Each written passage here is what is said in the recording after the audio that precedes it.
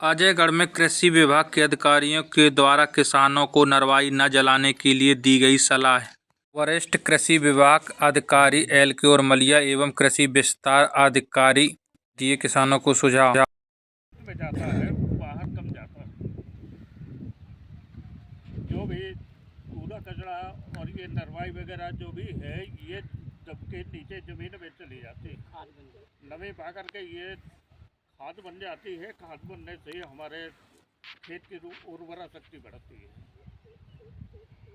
जो भी हमारी मिट्टी के अंदर ज़मीन के अंदर कीड़े मकोड़े लार्वा प्यूपा फंगस वगैरह जो भी छुपे होते हैं ये पलट के सब ऊपर आ जाते हैं और तेज धूप गर्मी के कारण से ये नष्ट हो जाते हैं, जिससे हमारे आगामी फसल में कोई भी फसल लेते हैं उसमें कीड़े बीमारी से बहुत ज़्यादा कंट्रोल होता है। बहुत कम कीड़े बीमारी लगते हैं। तो इस तरह से हम गर्मी की जुताई भी कर सकते हैं। अभी गर्मी में फिलहाल किसानों के पास में किसान केवल यही तो 3 काम है जो कर सकते हैं। मिट्टी परीक्षण बहुत ही आवश्यक है। अपने बगल में मिट्टी परीक्षण प्रयोगशाला ये भी जो है संचालित होने वाली है। ये एक संस्था को हैंडओवर कर दी गई है, वो अपना काम शुरू करने वाले हैं।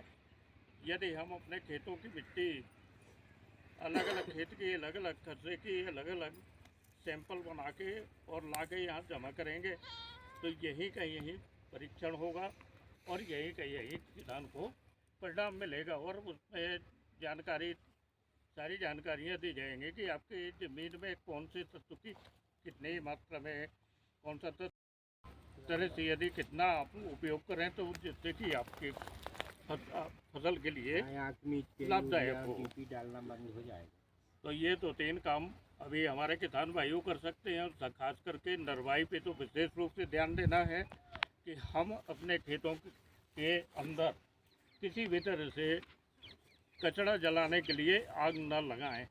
इससे काफ़ी नुकसान है, पर्यावरण को भी नुकसान होता है।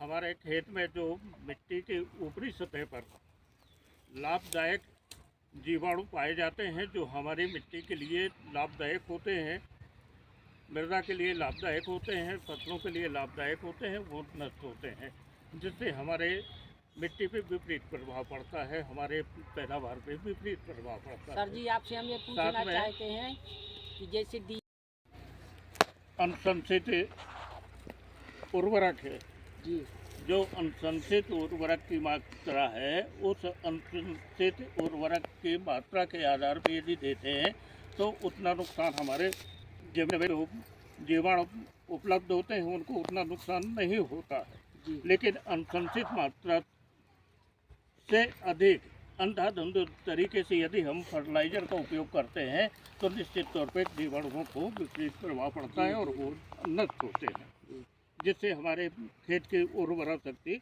कमज़ोर पड़ती है। ये DAP यूरिया का खाद बंद कम करके शायद हम ये वाली गोबर ओबर की खाद डाली जाए। नहीं अच्छा जैविक खेती जैविक DAP यूरिया रासायनिक उर्वरक को कम करते हुए यदि हम जैविक खाद का उपयोग अधिक से अधिक करते हैं, अपने घर में बना करके उपयोग करें। जैविक खाद कई तरीके से बनाए जा सकते हैं, वो अपने घर में तैयार कर लें और उसका उपयोग करें तो हमारे फसल उत्पादन में भी वृद्धि होगी। साथ में जो हमारे रासायनिक तत्वों का उपयोग करते हैं उससे जो विपरीत प्रभाव मिट्टी पर असर पड़ता है, हमारे स्वास्थ्य पे असर पड़ता है, हमारे मवेशियों पे असर पड़ता है। साथ में हमारे जो